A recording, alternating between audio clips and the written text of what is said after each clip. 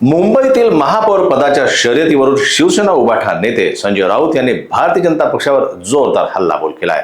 भाजपचा महापौर झाला तर मुंबई शोकसागरात बुडेल असं तीव्र विधान त्यांनी माध्यमांशी बोलताना केलंय.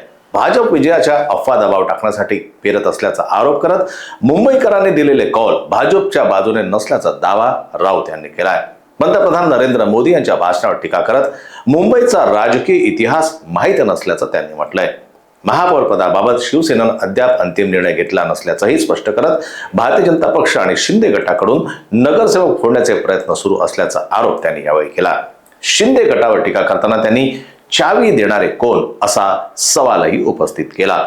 शिवसेनेची परंपरा महापौर पदावर कायम राहील असा विश्वास व्यक्त करत राऊत यांनी आगामी काळात महाराष्ट्राच्या राजकारणात मोठी उलथापालथ पाहायला मिळेल असे संकेत दिले.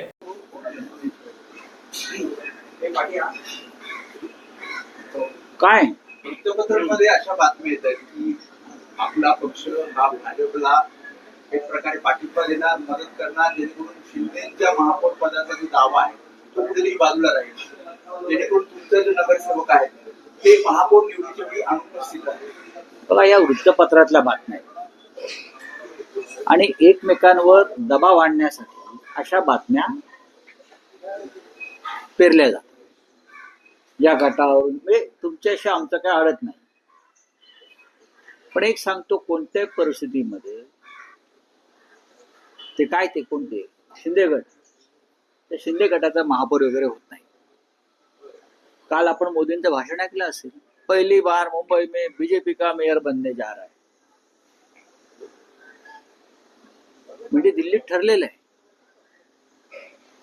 की मुंबईत कोणाला बसवायचं, आणि त्याच्यामध्ये फक्त बीजेपी नाही, गौतम अडाणी सुद्धा ठरवणार ना कोणाला बसवायचं ते. पण एक सांगतो की कोणालाही सहजतेनं महापौर बसवणं सोपं नाही. ज्या प्रकारचे आकडे मुंबईकरांनी दिलेले आहेत आणि भारतीय जनता पक्ष कितीही मोठा विजय उत्सव करत असला बरं का, तरी त्यांचा विजय झालेला नाही. नरेंद्र मोदी यांनी सुद्धा स्वतःच्या भाषणानंतर आत्मचिंतन केलं पाहिजे.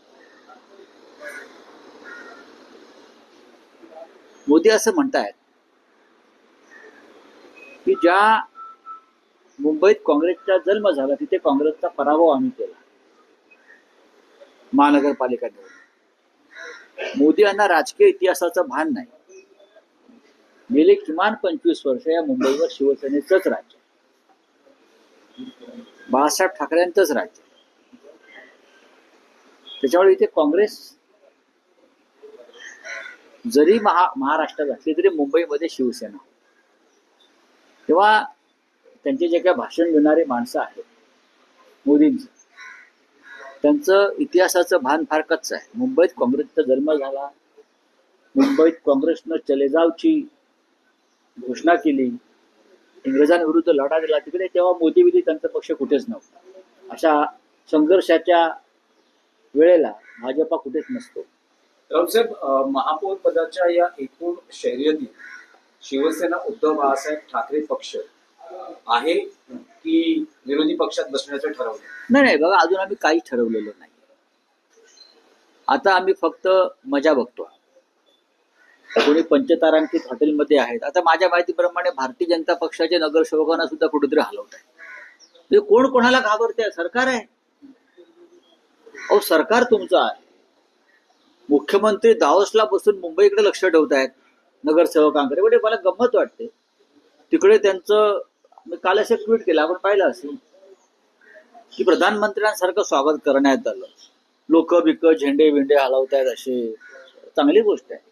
एक मराठी माणूस म्हणून जर नरेंद्र मोदी, देवेंद्र फडणवीस यांची देशाच्या पंतप्रधान पदाकडे पावलं पडत असतील, मुंबई जिंकल्यामुळे असं म्हणतात किंवा महाराष्ट्रात जिंकल्यामुळे, तर मराठी माणूस म्हणून आम्हाला अभिमानच आहे.